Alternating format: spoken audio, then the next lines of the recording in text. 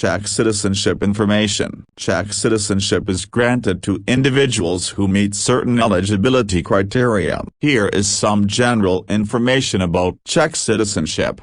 How to acquire Czech citizenship. Czech citizenship can be acquired in several ways, including by birth, marriage, adoption, naturalization, or restoration of citizenship.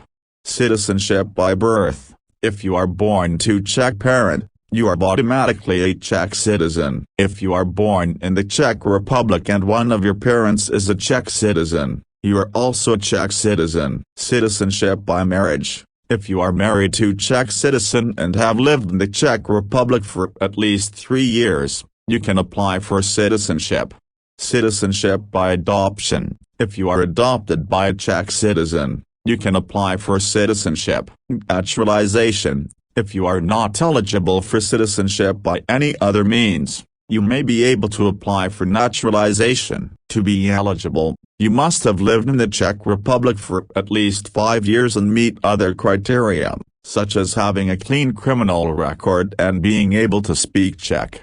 Restoration of citizenship. If you or your ancestors were Czech citizens before December 31, 1992 and lost your citizenship due to emigration or other reasons, you may be able to apply for a restoration of citizenship.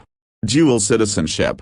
The Czech Republic allows dual citizenship, which means you can hold Czech citizenship and citizenship of another country at the same time.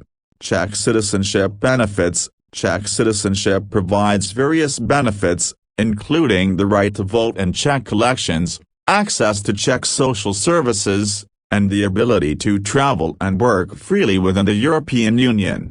Czech citizenship requirements. To acquire Czech citizenship, you must meet certain requirements, such as having a valid passport, passing a Czech language exam, and providing proof of your identity, residence, and other relevant information.